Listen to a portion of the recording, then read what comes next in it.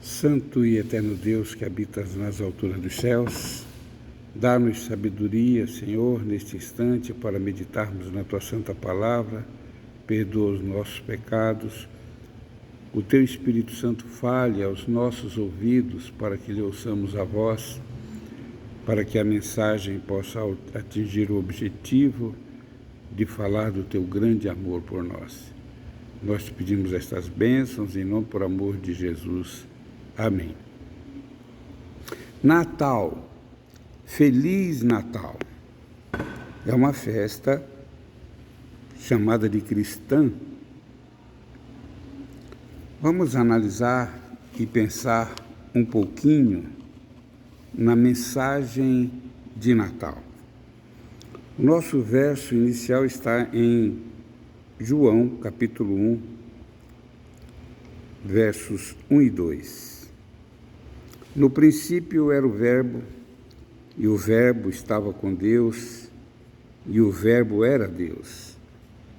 Lá no princípio, ele estava com Deus. O Verbo, a palavra, o Logos, é a mesma coisa. O original é Logos, que pode ser traduzido por verbo ou pela palavra. No princípio era a palavra, o Logos, que estava com Deus e era Deus. Lá no princípio, antes de todas as coisas.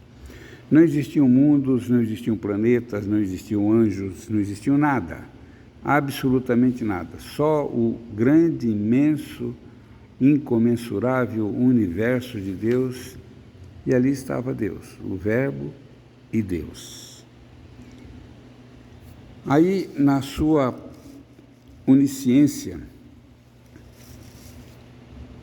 Deus resolveu que deveria habitar o nosso vasto planeta com seres inteligentes, seres que usassem o livre-arbítrio, e criou os anjos, criou planetas habitáveis. Ali haviam em cada um a árvore do conhecimento do bem e do mal, e eles tinham prazer em servir a Deus. E tudo era harmonia, era perfeição. Até o dia em que, inexplicavelmente, um dos anjos resolveu questionar a Deus, movido pelo desejo de exaltação própria e de inveja. E ele então começou a macular a grande obra de Deus em todo o universo, os seres criados inteligentes, com livre-arbítrio. E ele questionou a Deus com 2 pontos principais. O primeiro, que Jesus era honrado quando o lugar deveria ser dele, de Lúcifer, e que Jesus não era Deus. E o segundo ponto é que se Deus era justiça e era amor, não havia uma maneira de ser justiça e amor ao mesmo tempo. Ou Deus era excessivamente justo, ou excessivamente amoroso, misericordioso. Portanto, havia uma contradição no governo de Deus. Desta forma, Satanás, até então Lúcifer, ele questionou a Deus. E os anjos nem sequer sabiam que existia uma lei, a lei de Deus, os 10 mandamentos, que são a base do trono de Deus. No dia da Santa Convocação, milhares e milhares, milhões e milhões de seres vinham até o trono de Deus para adorá-lo. Isso eles faziam automaticamente. A partir das dúvidas de Lúcifer, eles começaram a questionar a lei de Deus. A lei deveria ser abolida. Para que lei, se eles eram todos seres superiores, inteligentes? E aí, a questão atingiu uma plenitude maior na medida em que Deus criou também Adão e Eva. Satanás anteriormente derrubou do céu 1/3 dos anjos. São milhões e milhões de milhares de anjos que caíram. E todos os anjos do céu tiveram dúvidas acerca do caráter de Deus. Todos. Deus criou então o homem e a mulher. E Satanás fez um concílio entre os anjos caídos para determinar uma maneira deles tomarem posse do nosso planeta, derrubando Adão e Eva. E foi feito. Inicialmente Eva caiu, né, enganada. Posteriormente ela levou o fruto para o seu esposo, Adão, e ele comeu, não enganado, usando o seu livre-arbítrio, comeu voluntariamente do fruto, achando que a misericórdia de Deus era maior e que Deus iria perdoá-lo imediatamente. É um quadro difícil. Houve um concílio no céu entre o Pai e o Filho, o Espírito Santo, e ali eles dialogaram qual a única maneira de salvar o homem. 3 vezes Jesus entrou e finalmente ele saiu e contou para os anjos o plano. Ele deveria se tornar homem e nascer neste planeta Terra.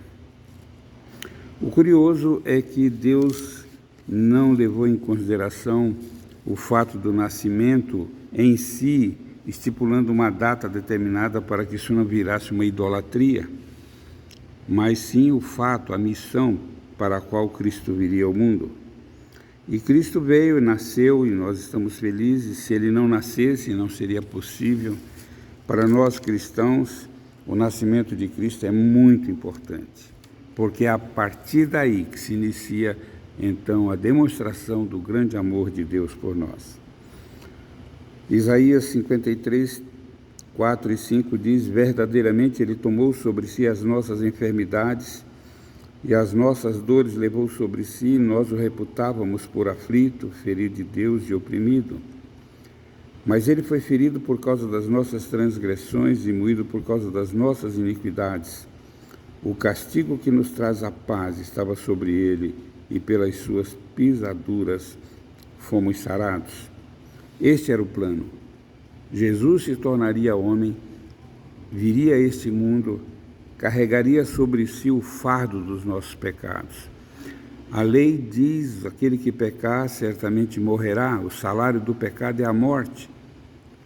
Alguns dizem que Jesus veio a este mundo, morreu e ressuscitou com o objetivo de anular a lei de Deus. Na cabeça de quem pode caber uma coisa desta? Jesus não veio para anular a lei.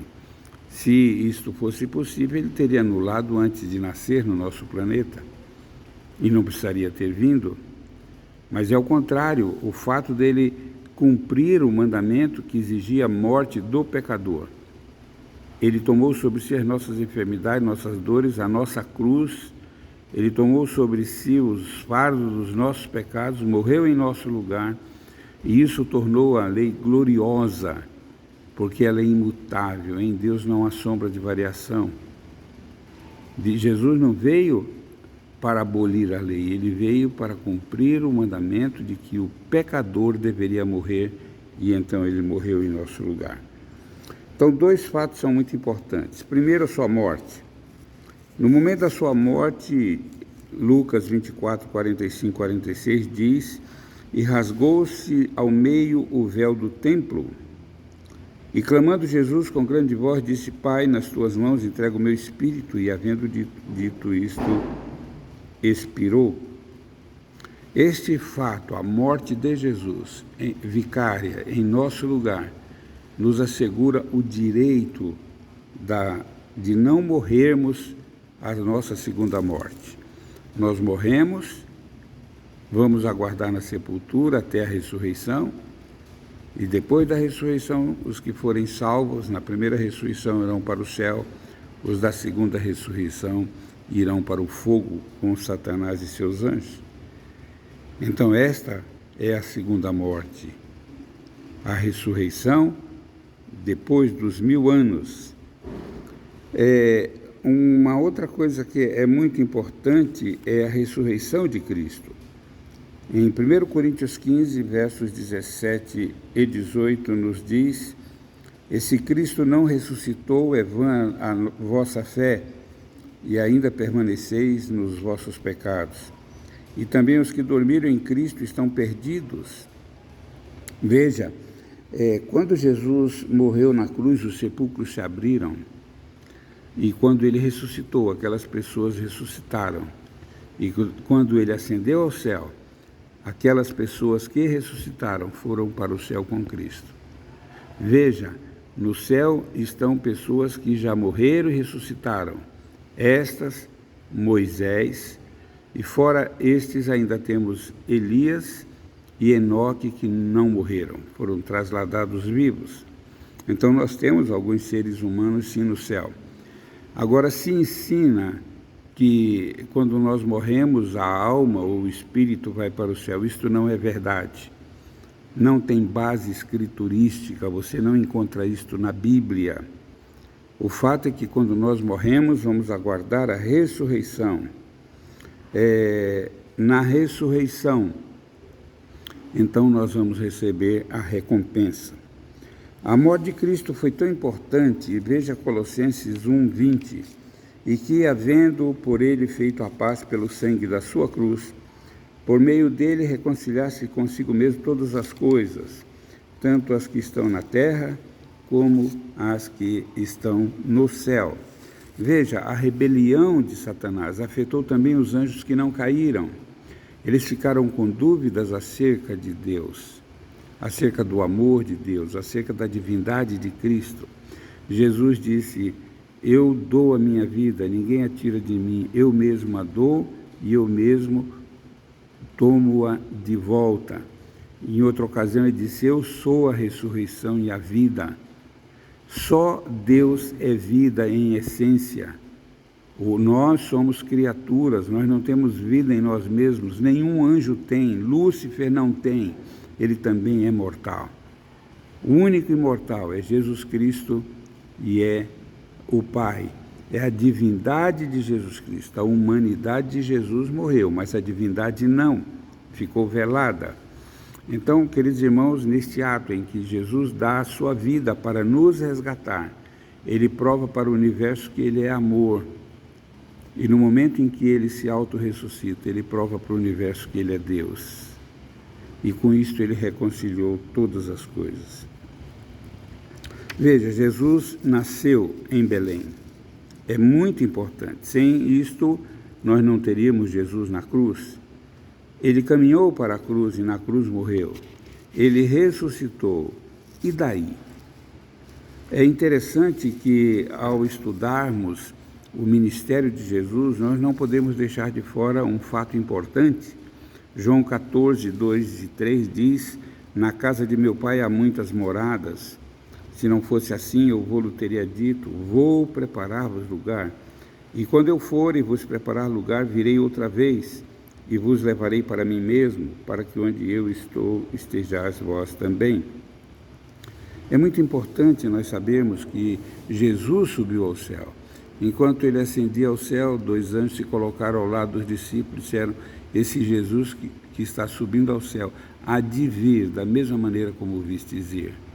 Ele voltará outra vez, virá em glória. Ele foi preparar morada para nós. Em 1 Tessalonicenses 4, 14 a 17, encontramos: porque se cremos que Jesus morreu e ressuscitou, assim também aos que em Jesus dormem, Deus os tornará a trazer com ele. Veja, a promessa de que nós vamos ressuscitar. Verso 15, dizemos-vos, pois, isto pela palavra do Senhor, que nós, os que ficarmos vivos para a vinda do Senhor, não precederemos os que dormem. Queridos irmãos, este verso é muito importante porque nem todos morrerão. A Bíblia nos apresenta 144 mil que hão de passar pelo lagar do vinho, da fúria do Deus Todo-Poderoso, incólumes, protegidos por Deus. É o tempo de angústia para Jacó. Não passarão pela morte, mas serão transformados no momento em que Jesus vier no reino dos céus, adquirindo assim a imortalidade e também um caráter santo, puro. O verso 16 diz: porque o mesmo Senhor descerá do céu com alarido e com voz do arcanjo e com a trombeta de Deus, e os que morreram em Cristo ressuscitarão primeiro. É a primeira ressurreição, a ressurreição dos justos. E depois nós, os que ficarmos vivos, os 144 mil, seremos arrebatados juntamente com eles nas nuvens a encontrar o Senhor nos ares, e assim estaremos para sempre com o Senhor.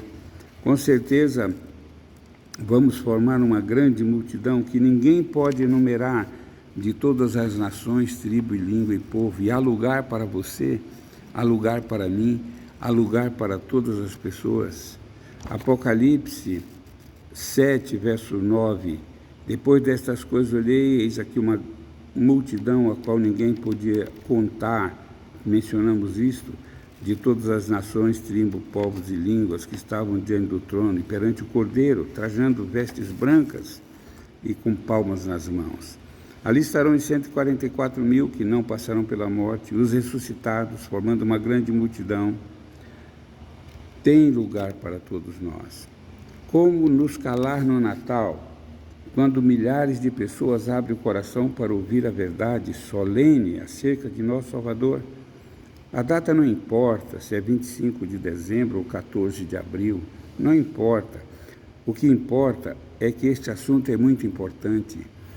Algumas igrejas, fiquei sabendo, se fecham na noite do Natal e se calam quando o mundo inteiro está falando do nome de Jesus.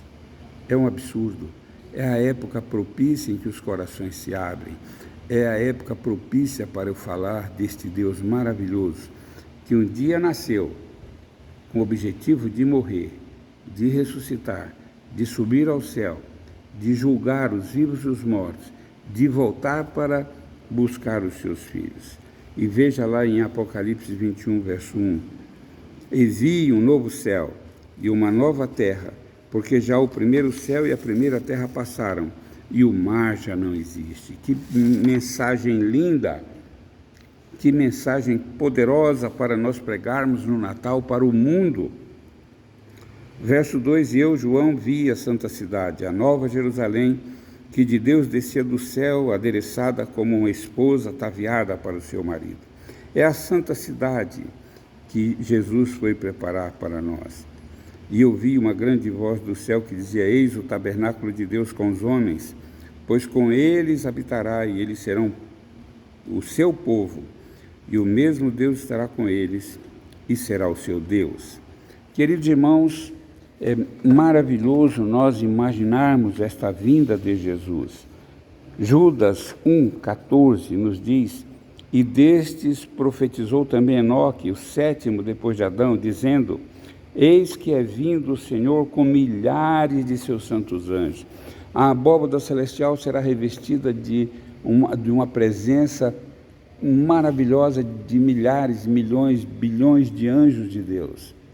Todos vestidos de branco, todos acompanhando o séquito em que Jesus vem para buscar seus filhos. E já lemos 1 Tessalonicenses 4,16, a última parte, porque o mesmo Senhor descerá do céu com alarido e com voz de arcanjo e com a trombeta de Deus. Ele vem para nos buscar, vem para buscar a mim e a você, vem buscar a todos, vem buscar aqueles a quem nós pregamos. E nesta época do ano, quando se fala tanto de Cristo, não se cale, fale de Jesus, conte da esperança para todos, para que todos possam ver, possam imaginar, possam se colocar mentalmente dentro dos muros de Sião, desejando as glórias do céu. Que o Senhor nos abençoe. Toma a bandeira, toma o estandarte, pega a tua Bíblia, conte para o mundo que você tem um Deus, que você tem um Rei que virá nas nuvens dos céus para buscar a todos nós. Que Deus te abençoe, que Deus me abençoe também, abençoe todos nós e que estejamos preparados para este grande e maravilhoso dia. É o meu desejo, a minha oração, em nome de Jesus.